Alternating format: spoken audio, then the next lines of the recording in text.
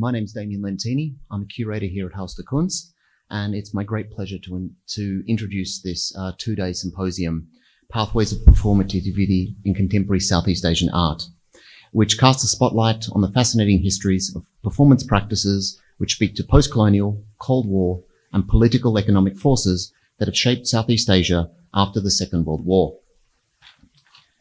And indeed, it's a rather auspicious event here because this event here marks the sixth and final participation of the Goethe Postdoctoral Fellow in the program of Haus der Kunst. It is a program that from the very outset, founded by Eileen Legaspi, that sought to posit one very simple idea, that art that was created and discourses that were created outside of Euro-America in the years and decades following the end of the Second World War was not simply ancillary or supplementary, but actually constituted a critical and irreplaceable part of the discourses which shaped modern and contemporary art. In this sense, working with Johannes Ebert from the Goethe-Institut, Eileen Legaspi and Ulrich Wilmers invited 6 postdoctoral fellows here to Munich to spend a year, ranging from countries from India, China, Australia, Serbia, Italy, and finally Bulgaria, Zimbabwe, via the UK and Berlin. The Goethe Postdoctoral Fellow worked on a specific project here, and specifically not just an exhibition, but a way in which discourse, critical discourses could be shared and also mediated. And indeed, today, more than ever, such events and such partnerships are vital, especially in light of the increasing provincialism or even nativism evident in the policies of governments and cultural institutions the world over, as evidenced in the latter which are shaped by this erroneous belief that the public are only interested in the local, the familiar, or the spectacular. Against this, the Goethe Postdoctoral Fellowship Program have created an incredible range of connections and networks, which will exist very, very much further on than the couple of days and even the year we spend here. And to this end, I would like to first and foremost extend our heartfelt gratitude to the Goethe-Institut, and in particular Johannes Ebert, Joachim Bernau, Rainer Hauswirth, and Susanne Traub, who have significantly supported both this symposium and the subsequent performance program. And indeed, it is something of an incredible program. In addition to this 1.5-day symposium, we also have, of course, tonight the opening of the exhibition Archives in Residency, Southeast Asian Performance Collection, which will be accompanied by a performance by Anita Yu Ali, The Buddhist Bug. Tomorrow as well, right at the end of the session that looks at archiving performativity, we have a performance lecture von Horayan called The Conspiracy of Files. And finally, just because we wanted to really flesh out the program, we have a lecture by the good friend of Haus der Kunst, Patrick Flores, as well as a performance by Noel Ed de Leon, Feast of the Predator, which is next Thursday, the 4th of July at 6 p.m. So finally, before I hand over the microphone and the pulpit to Rainer to say a couple of words from the Goethe-Institut, I would just like to say a couple of thanks on behalf of everyone at Haus der Kunst, particularly, of course, the team here, Dr. Bernhard Spies, the indomitable Andrea Zahl and Tammy Marmorstein for their work in getting everyone here. The team in the press department, Tina Anjou, Elena Heitz, and Lily Krostoff-Homburg. All of the curatorial departments, and particular the curatorial assistants, Demona Sokol, Julia Held, and Lisa Parlin for all their work in just bringing all the sort of small threads together. And in particular, the team that helped actually build all this, in particular, Lena Carvajal, who has worked almost without sleep for the last couple of days. And finally, of course, I would like to extend a special thanks to Annie Jao Kwan, who has first let us use the Southeast Asian Performance Archive and create the exhibition downstairs, as well as help shape the program. And finally, of course, to Dr. Eva Bentcheva, who has taken on the Herculean task of not just bringing all of you here to Munich for a symposium, but has also decided that we need performances. We need an exhibition. When she first showed me the so-called wish list of speakers, I initially thought, you have to be joking. We're not going to bring all these people to Munich. And thanks to her tireless efforts, you're all here. So thank you. Enjoy the next couple of days. And I would like to invite Rainer Hauswirth onto the stage. Thank you very much.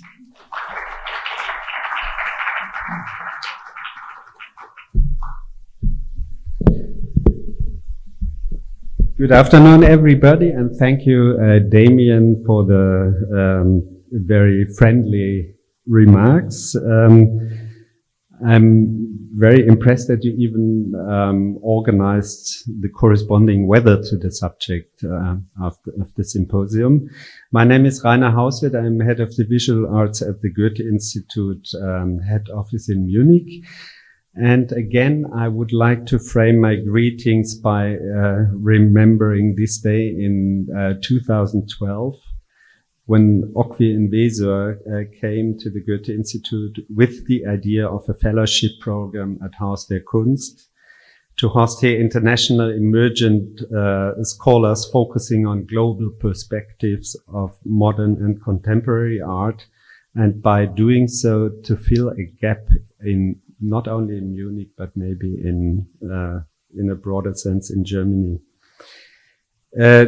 The conceptual proximity of Okwi's thinking to our work at the Goethe-Institut, the mutual confidence, and the history of collaboration we had with him since his artistic direction of Documenta 11, led therefore to the start of the Goethe-Institut Fellowship at Haus der Kunst in August 2013. And Damian mentioned already the aim of this program was also to incorporate the fellows' knowledges in the development of the research and public program here at Haus der Kunst, and to widen the common global outreach and cultural exchange on the basis of long-term relationships. Now, Damian mentioned already the 6 fellows from China, India, Australia, Serbia, Italy, and I even added UK to Bulgaria and Rhodesia, Zimbabwe, to your list of countries, contributed definitely in many ways to major exhibitions and symposia here at Haus der Kunst. Let me mention in particular you, Damian, in the context of post-war art between the Pacific and the Atlantic in 1945 to 1967, in the years of 2016 and 17. Damian is, by the way, also the curator of the capsule exhibition here, which you can see here showing the work of Kwai Sam Nang. And I don't know, it will be open during the symposium, I guess. Last year, the symposium Post-Colonialism, Latin American Women Artists between 1960 and 1980, has been organized by the 5th fellow, Dr. Lara De Mori. And I'm more than happy, Eva, that we are here together right now to open the symposium Pathways of Performativity in Contemporary Southeast Asian Art. That was always in our list of experts, of fellows, maybe a gap, and you filled it. And it's conceived and organized by you. And I would like really to congratulate you for having brought to Munich such an distinguishing group of renowned scholars and curators for those 2 days. The symposium accompanies, or the other way around, the exhibition we are opening tonight, Southeast Asia Performance Collection, and of course the live performance program.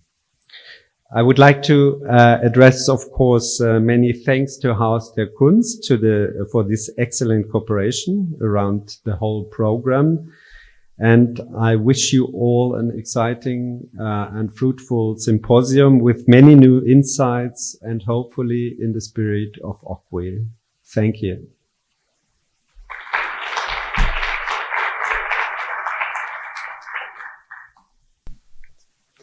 Okay, good afternoon, everybody. And I first of all want to start by saying how wonderful it is to see so many faces who I've met over the years, both in the UK, but also in Asia, people from the US, people from Australia. And the fact that you've all been able to make it down to Munich is absolutely incredible, and it's wonderful to have you here. For me, it's a particular privilege to be here as the Goethe-Institut Fellow, not only because it's a chance to be, in a way, an outsider voice on these issues of global and transnational art that Haus der Kunst has such a long-standing history in terms of developing, but it's also, in a way, able to make a contribution to not just showing modern and contemporary art, but really going into this idea of what are the theoretical underpinnings and what are the different histories that shape different styles and movements and developments in art in a global context. So I'd like to sort of preface what the conference is and how it came about. I think it's very important to note that while I'm standing here as the main sort of organizational force of the symposium, the concept and the thinking through the ideas that we're putting forth today were actually conceived in collaboration between me and Annie Jao Kwan. It's very much the fruit of our exchanges over the years, and it's a topic that we've been thinking about now for several years, given that we share an interest in performance and performativity, but also in Southeast Asian contemporary art practices and how they can be told and retold on an international platform. So it's sort of with this in mind that we conceived the symposium that we had the opportunity also to put together in this framework, in which we can ask the question, first of all, why performance and performativity as notions? Why are they important for us to think about this at this given point in time? And second of all, why Southeast Asia? So performance art, as most of us already know it, is a concept which has gained a lot of currency in the last couple of years. So what we wanted to do here was also, in a way, steer clear of it and start to think about this idea of the pathway of performativity, which has a much wider connotation as well.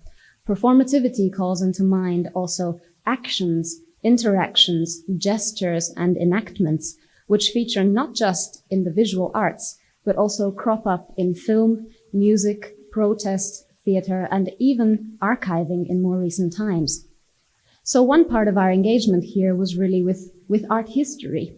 But on another level, what we also wanted to engage with is the notion of the political, the historical, and the cultural histories which Southeast Asia has to bring to us in terms of knowledge. Now, Southeast Asia, recognizing here that also as a region is also a contested framework whose boundaries over time have shifted significantly. But I think it's precisely within these diversities, precisely within this resistance to homogeneity, that they also offer such a wonderful framework to think about all of the different forms in which performativity manifests itself in the arts. So I'm delighted that all of the speakers have made it here today and that they'll be presenting over the course of the next 2 days papers which relate to art produced in Vietnam, Myanmar, the Philippines, Singapore, Cambodia, Indonesia, and Thailand, among others, in case I have forgotten any.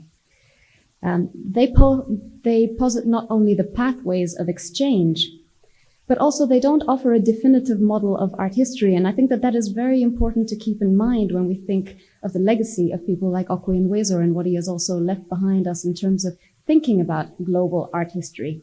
So over the next 2 days, for those of you who stay with us, I welcome you to join us for 4 panels. The first one, which we'll kick off with in a moment, is Aesthetics and Politics of Publicness.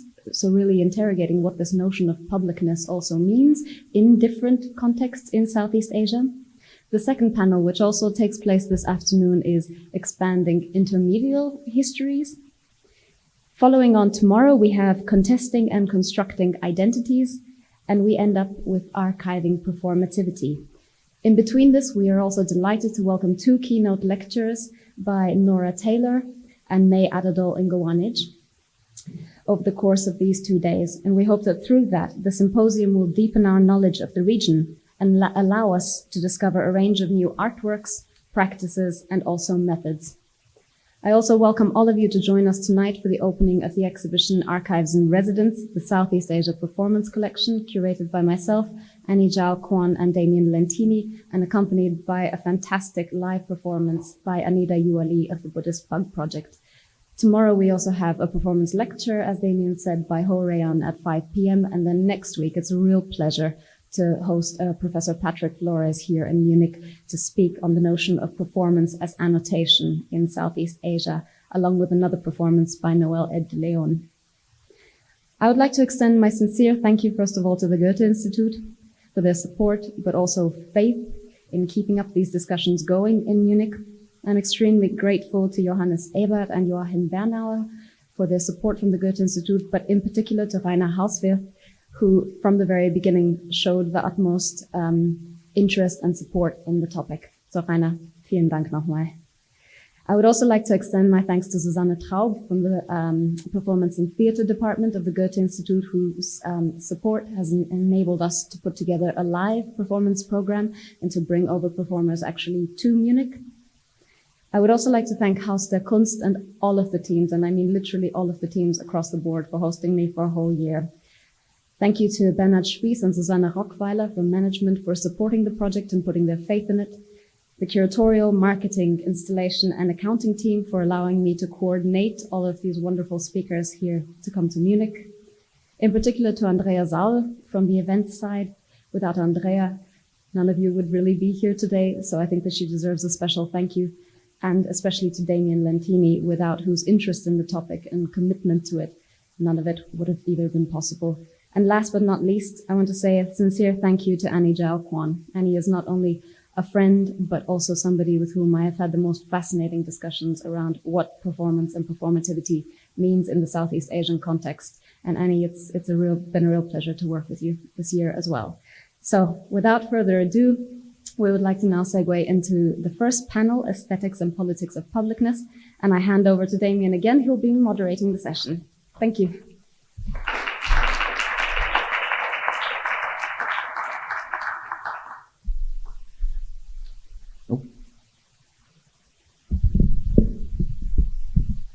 Okay, just before we begin, a quick bit of housekeeping. I will just introduce very briefly the three speakers, who will all come up here one at a time, so the other speakers can actually sit in the audience and see the slides, give their papers, and then at the end we'll all gather here on the table for a series of questions, which of course you're all invited to participate in. As Eva has just mentioned, the first panel is titled Aesthetics and Politics of Publicness.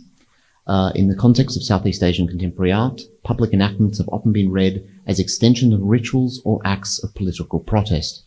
Looking beyond these readings, this panel will engage in notions of publicness as temporal, social, and political constructs. Informed by examples of performative actions staged in Cambodia, Myanmar, and the Philippines from the 1990s to the present day, these papers will question how notions of publicness may be understood via the lens of performance, and in particular through its transversal of live actions, photography, dance, and protest. The first of these speakers is Pamela Corey. She's a lecturer in Southeast Asian art at SOAS, University of London, and is currently completing her book manuscript, The City in Time, Contemporary Art and Urban Form in Vietnam and Cambodia, as well as co-editing a special issue of the Oxford Art Journal on Voice as Form, which is scheduled to appear in 2020. The second speaker will be Natalie Johnson, who is founder and director of Myanmar, an exhibition space and research center supporting emerging Myanmar artists in Yangon and abroad. And finally, we will hear a paper from Eileen Legaspi Ramirez, who is a writer and researcher and critic who teaches at the University of the Philippines Department of Art Studies. Moving forward with degrees in journalism and art history from the University of the Philippines, she's currently doing long-term research on site-specific community art initiatives across the Philippines, and is particularly interested in questions relating to affect, efficiency, and agency. So you've heard more than enough from me now. It's my great pleasure to welcome Pamela Corey to the podium. Thank you very much.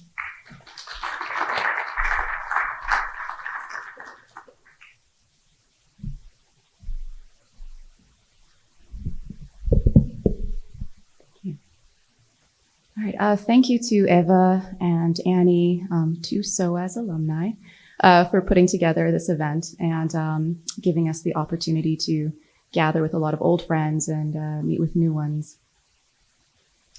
Following Cambodia's national elections in 1993, the first held since the fall of the Khmer Rouge regime in 1979, the reemergence of Phnom Penh as the axis of national urban culture and the Cambodian art world set the conditions for artistic developments.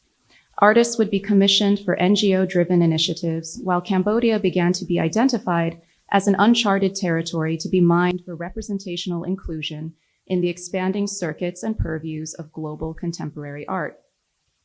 Within both of these developments, artists were often singled out for their efforts to pictorialize or to give form to traumatic historical experience in a manner that countered or complemented a photographic regime that had long governed the recognition and legibility of Cambodia for international publics.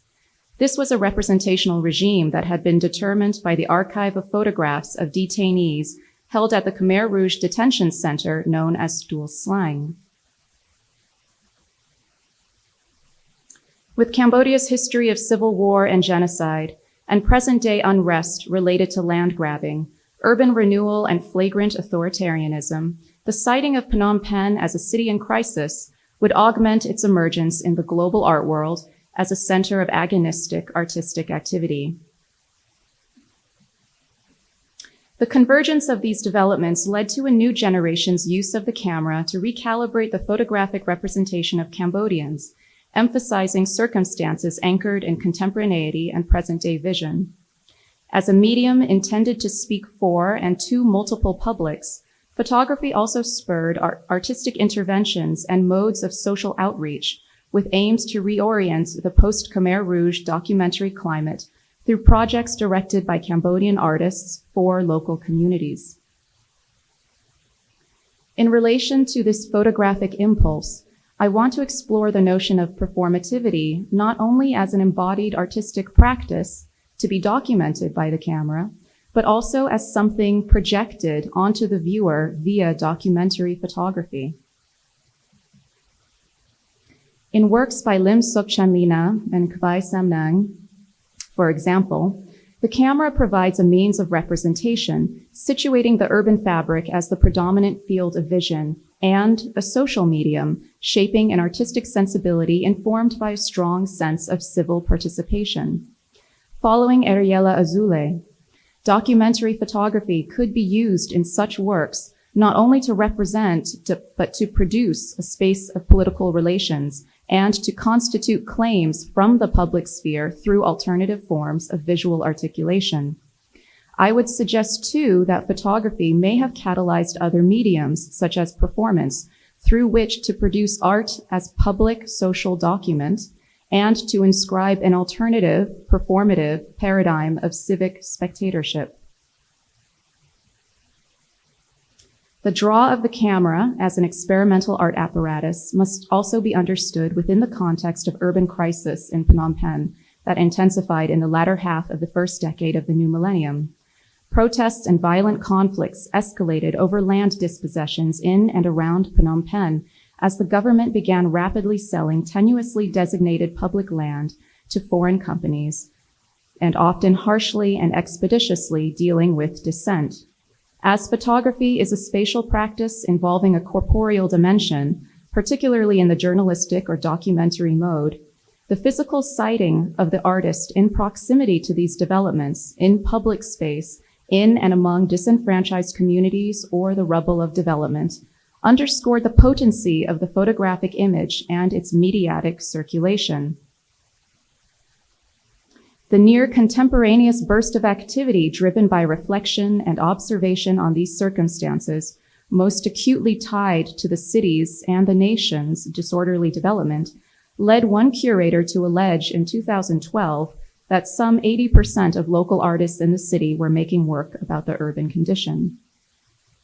Lim Sukchanlina's ongoing photography of sites of urban development and national construction projects speak to such concerns.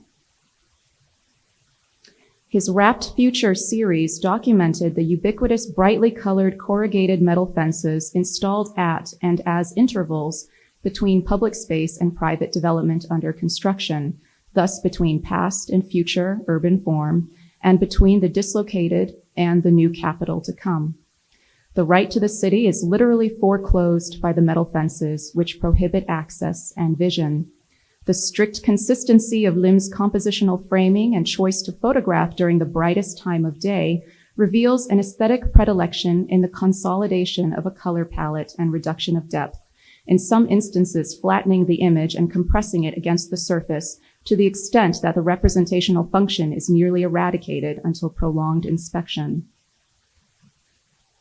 On the other hand, like his National Road No. 5 series, the series cloaks subtle critique within the formal conventions Olivier Lugon describes as associated with documentary production: straight photography, clarity of the image, frontality of subject matter, and seriality.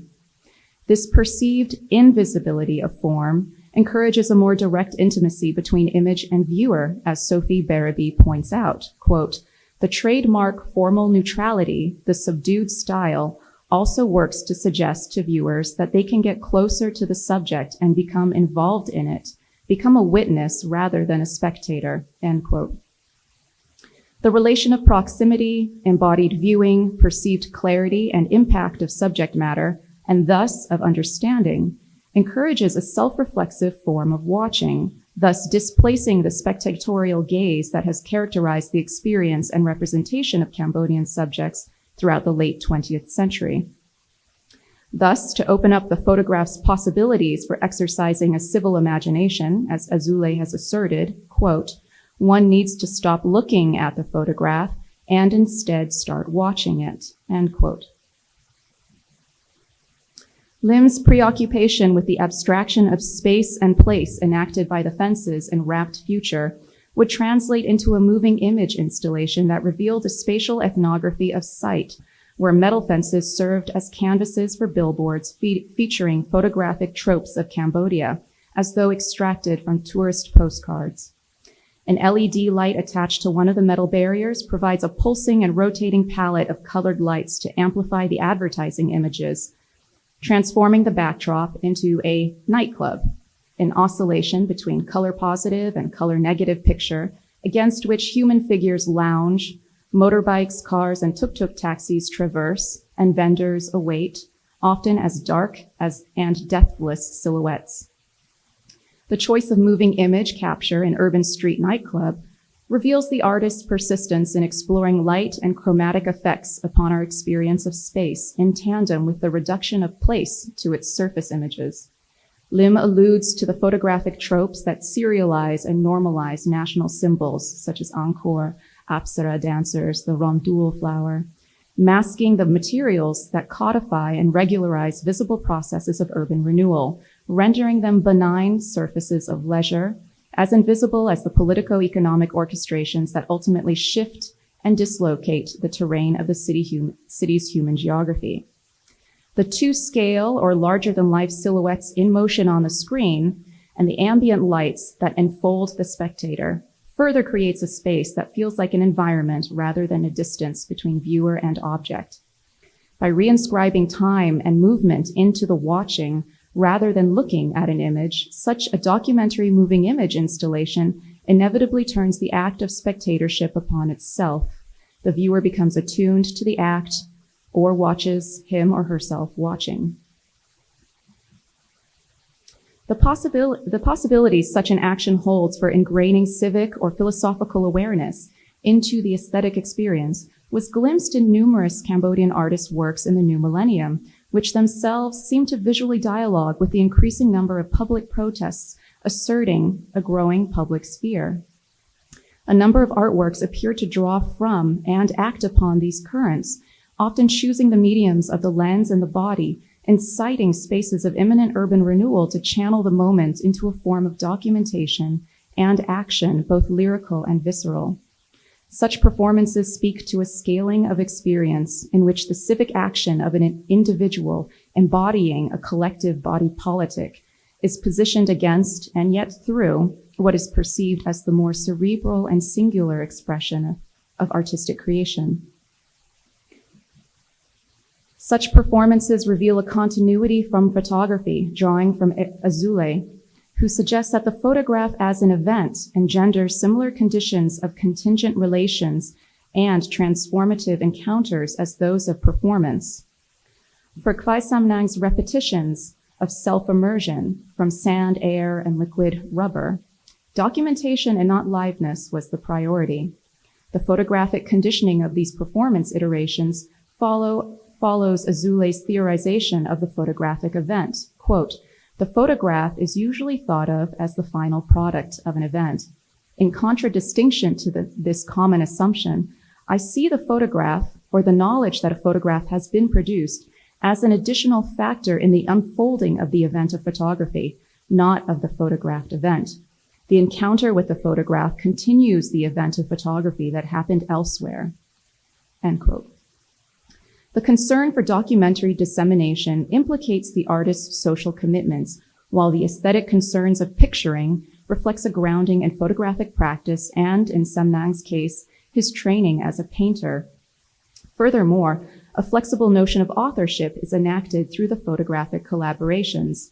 If the artist is both agent and subject of the image, but depends upon two other agents to capture the image, the artistic collaborator, photographer, and the camera itself, the performance as photographic event challenges the sovereignty of singular artistic vision. As Azule describes, quote, "No one is the sole signatory to the event of photography," end quote. In Untitled, Samnang partially submerged his body in various sites in and around Phnom Penh's Bangkok Lake, some of which appeared to be areas of rancid water used for the disposal of refuse, and in each scene poured a bucket of sand over his head.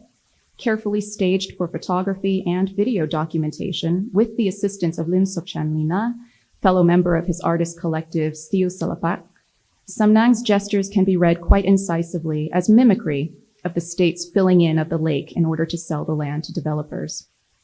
Each photograph captures an action juxtaposed against a landscape, often segmented according to the classical composition of thirds, and in which the registers of space also delineated registers of development, with a horizon of high-rises foregrounding the artist enveloped either by unmitigated vegetal growth, clay-colored waters, or free-floating debris and garbage.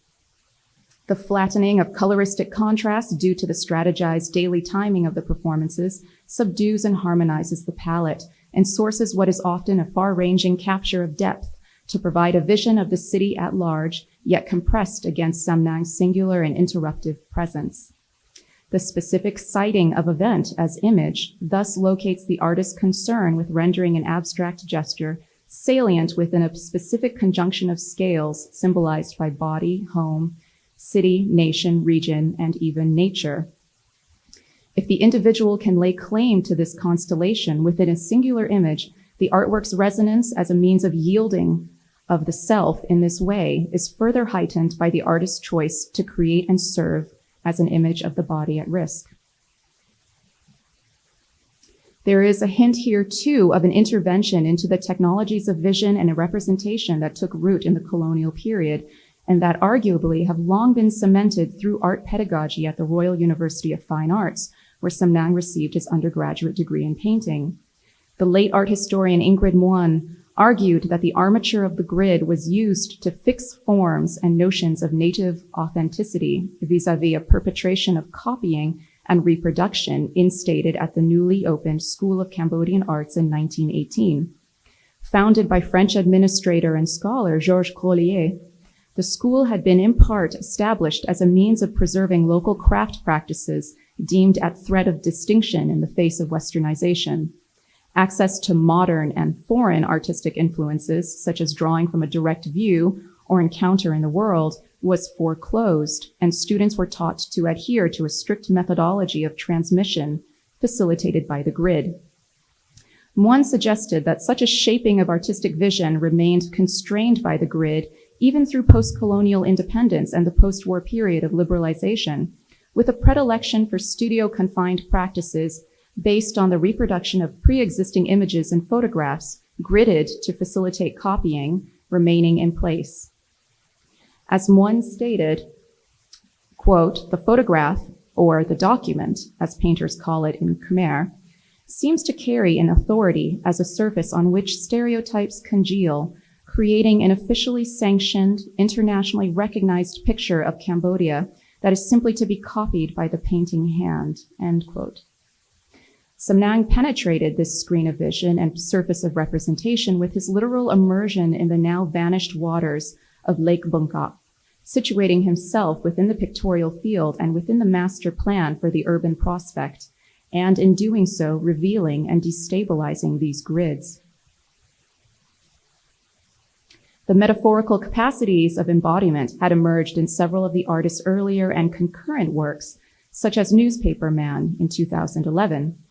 Inspired by a Bangkok-related protest that he witnessed in front of the Phnom Penh City Hall, the artist used his body and face as the canvas for a collage of local newspapers, while simultaneously attempting to play the role of a newspaper salesman. With almost every inch of his body and face covered to the point of near obscuring of vision, Khwai ambled in disorientation along the bank of then water-filled Bangkok Lake, his performance documented in DIY manner by Sokchan Lina. Like pages of newspaper flung about by the wind, so too did Khwai's wander, trip, and fall about the banks of the lake. By blocking his own vision and making himself the object of the lens, he again relegated control over artistic vision in large part to Sokchan Lina, whom he asked to pay equal attention to the documentation of the landscape. His editorial concern with the picturing of himself against the backdrop of the lake emphasizes the use of his body as a screen, as metaphor for the detritus of media covering the controversy surrounding the lake.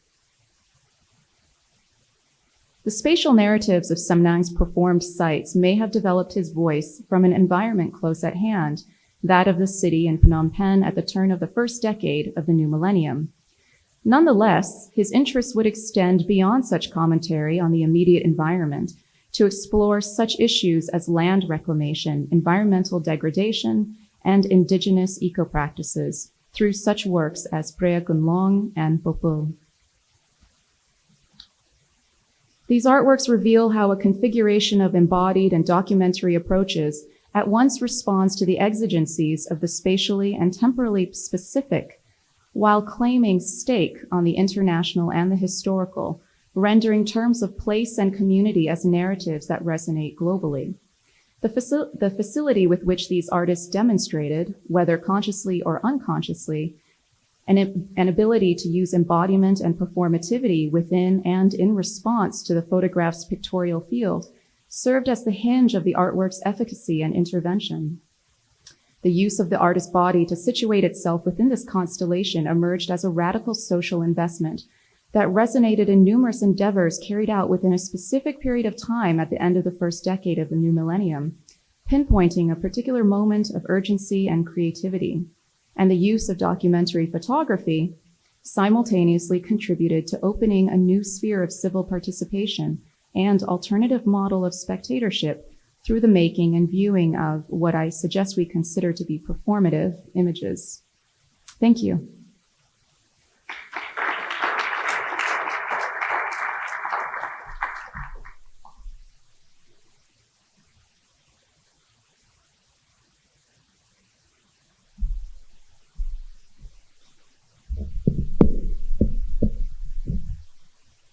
Hi, everyone. Thank you so much for having me. It's great to be here amongst such esteemed colleagues. And 10 years ago, when I started researching performance art in Myanmar, I did not think that I would find myself here. So I'm very excited, and thanks to Eva and Annie and Damian for being such great hosts.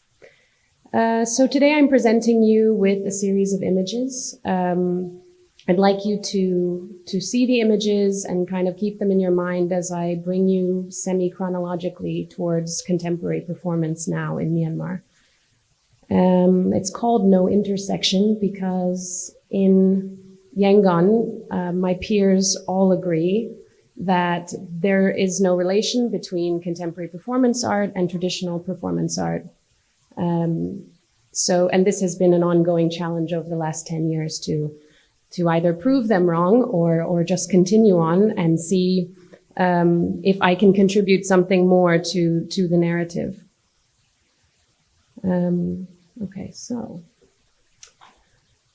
we start with the first, what is considered the first secular artwork. It's dancers, the Pew dancers from the 6th, 7th century.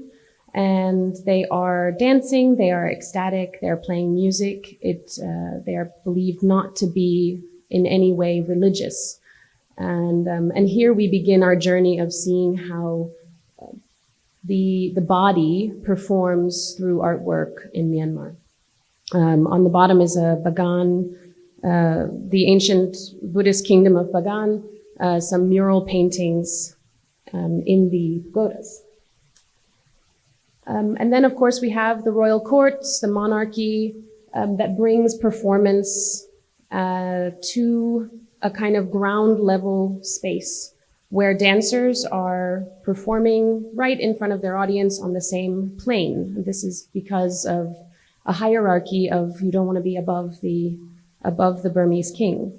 And the kings had quite a reputation for getting upset and doing some terrible things.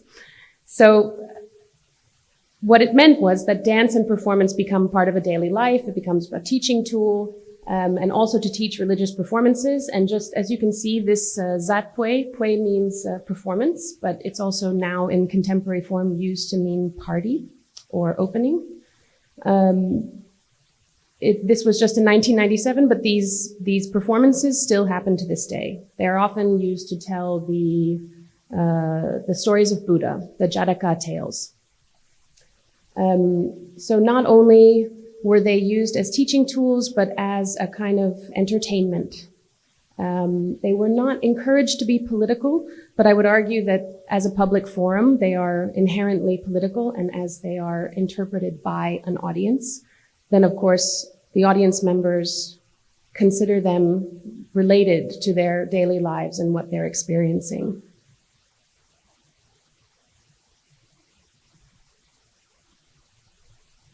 So this is where my my thesis gets a little bit wild with the relationship between marionettes, puppets, and cinema to contemporary performance art. The marionette, what I find fascinating is that the puppeteers are really asked to blend with the audience. The puppet is considered almost more human than the human being when they dance. And when the performers make them dance. And this is the first time also that a stage is used. So there's this kind of distance created, but not to disqualify or to create a hierarchy, but to kind of invite that performer who is controlling the puppet onto the same stage as the audience, onto the same plane. So this shift really starts where I believe starts to create a kind of bringing up of how to assume different identities, how to portray tragedy or joy through these human puppets. The puppet characters range from ministers to princes to monks. And I wanted to tell you a short description of the prince puppet, who normally has his hair tied up in a bun, which is very traditional in Myanmar culture. In order to explain that the puppet is sad, his hair comes down. It means he's so sad that he didn't even have time to comb and put up his hair. And I want you to just remember this, and I will bring this up later. One of the most fascinating moments for me when doing this research over the last decade was seeing a puppeteer manipulate a human person as a puppet. And I'm just going to show you a short video, just 30 seconds or so, of how this works.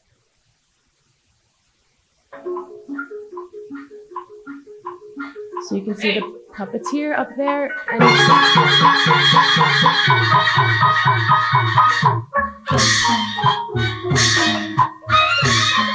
she's not actually tied. She's just moving like the puppet.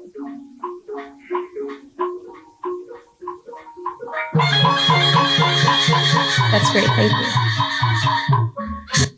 Just to note on the music that that this orchestra that plays is also improvised, which also gives rise later to the noise and experimental music scene in Yangon, which is another lecture.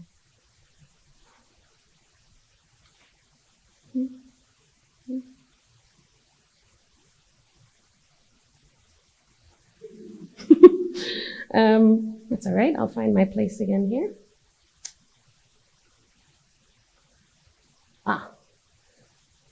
I almost wanted to put a kind of one of those emoji stickers that says mood on this. On the left, you have Po Sein, who's a very famous actor. He was one of the people that really brought Burmese traditional theater to a modern stage. And on the right, you have a Nagadosh, a spirit medium. And I just wanted to bring this up and show you these images because I do want to address that there's this element of gendered identity within the performance community as well. And of course, the Nagada and the spirit medium have their roots in animist culture and are also known as often queer or trans actors, audience, kind of sanctuary for these festivals. If anybody would like to go to the festival, there's a big one in August in Myanmar. It's definitely worth going to. So, why bring all this up? When we talk about preserving traditions and cultural identity amongst the politics of Myanmar, I'm sure you all have seen the headlines over the years, and these headlines didn't come out of nowhere. We think about using that tradition to preserve cultural roots in the face of colonialism, in the face of a military junta, for example. And here we have again this puppet-style dance, but Miss Myanmar Universe decided also to display this, to create herself as the marionette as part of the Miss Universe contest. So this kind of preservation is really important when it comes to creating a political body, a united body. So when the military took over in 1962, censorship was enacted immediately and strongly. And of course, there was also a rising nationalism. How do you create a nation in the face of a post-colonial world? So you have this patriotic theater that starts to begin, and then someone, this is just a small example, but the Mustache Brothers were brothers from Mandalay who were only allowed to perform for tourists and only because they spoke English. And they dressed in traditional outfits and they turned the traditional dance play into a political performance to complain about the government. It's unclear why they were allowed to operate at all. They were jailed, 2 of them were jailed at some point. And that's where I really feel that that performance and political intersection really comes forward. The 1962 protests start with the students, and I just found this image very telling because the dancers would not normally present in such a way, but it was obviously, they had obviously a captive audience, and the photographer is also a British officer. This kind of gathering on the street was traditional. When we look at the Zatpwe, when we look at these performances, this was part of the kind of daily life, the culture, the cultural celebration, but at a certain point it becomes a necessary tool. And here we have the 1988 protests, which are maybe the most famous, and then the 2007 Saffron Revolution, where the monks are marching again in protest. And then in the upper right-hand corner, it's a bit of a non sequitur, but just the fact that young boys in Myanmar, any young Buddhist boy becomes a monk for at least a day or 2. And they also go to the street and have this procession where people recognize them as entering monastic life.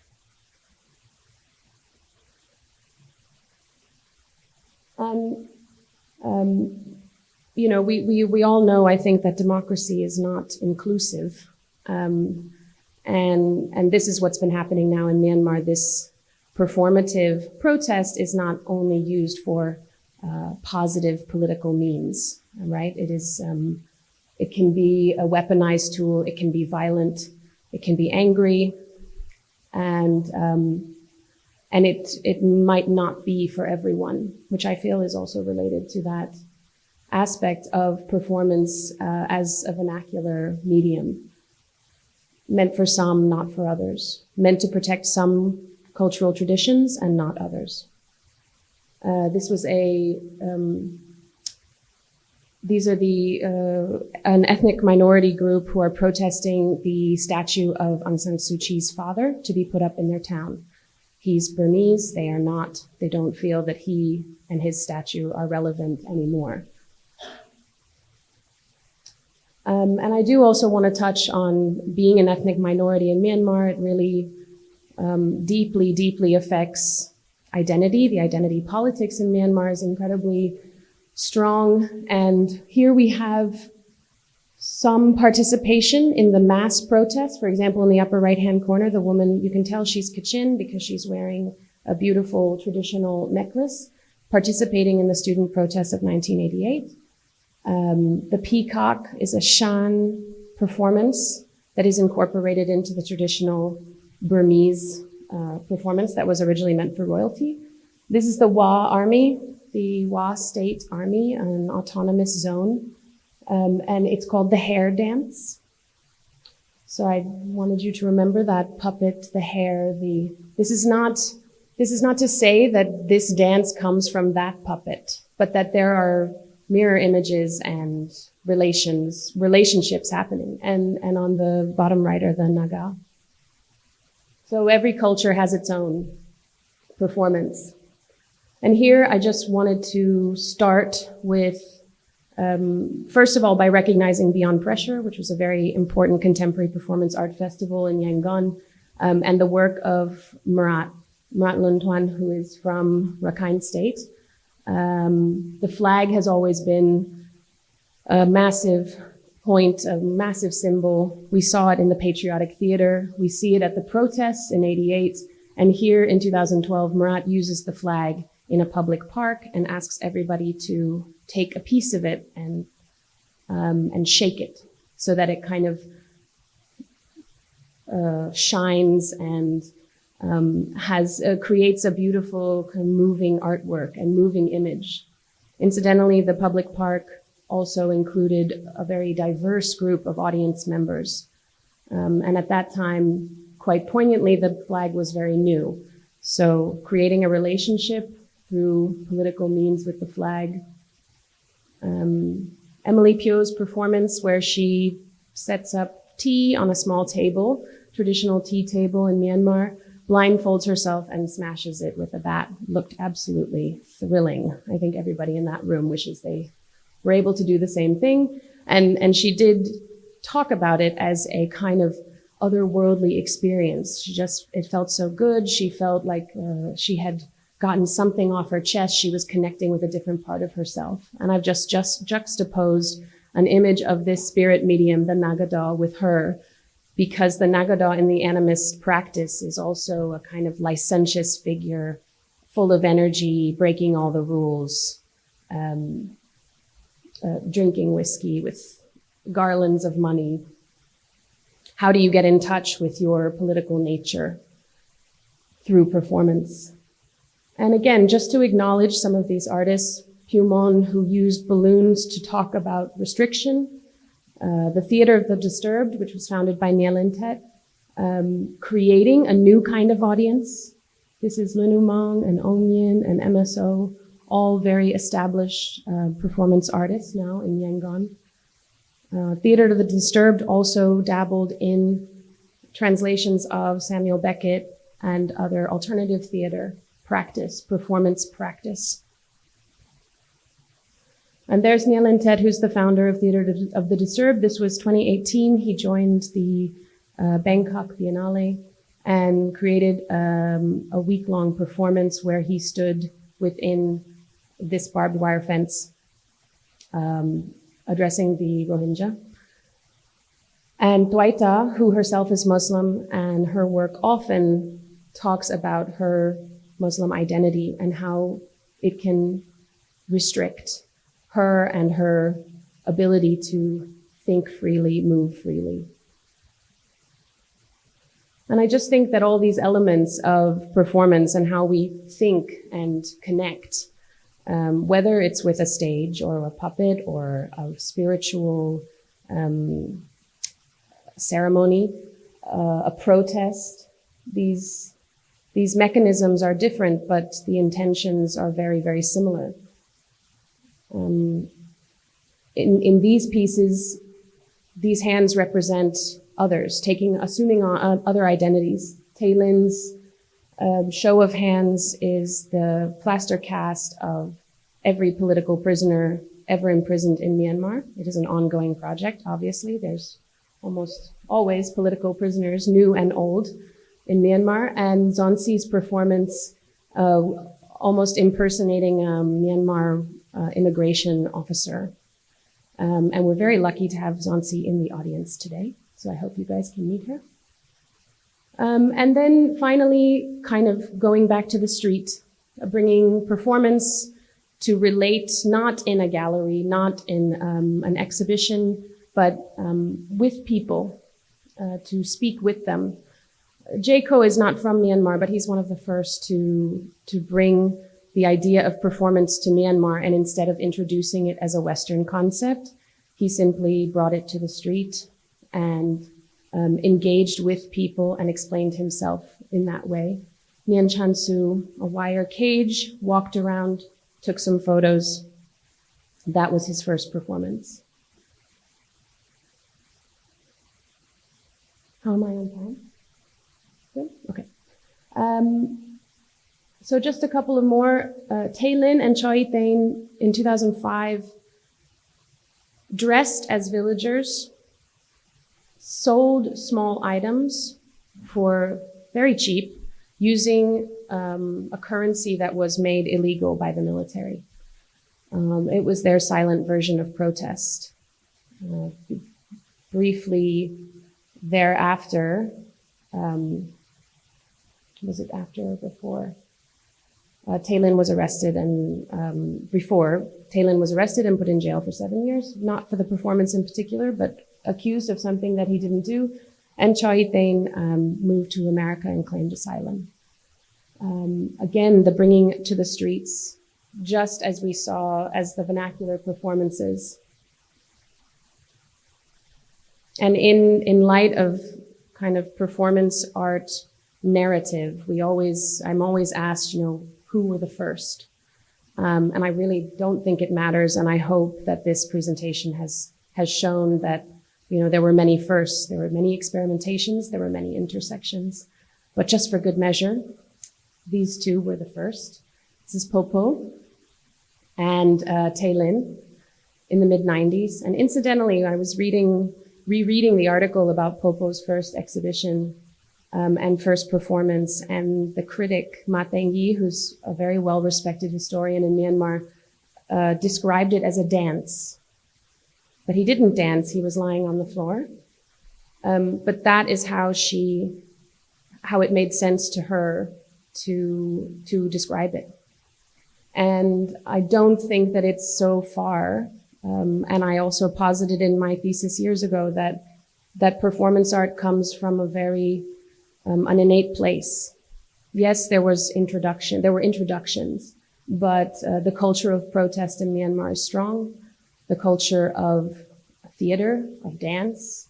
The isolation creates a kind of magnetism that I believe draws all these things together. And I'm sure when I go back and make this presentation in Yangon, I will have lots of dissenters, but that's okay. That's part of the culture. And yeah, I encourage you all to follow Myanmar more. It needs more attention. It needs more research. So I hope I presented something new for you today, and look forward to your questions. Thank you.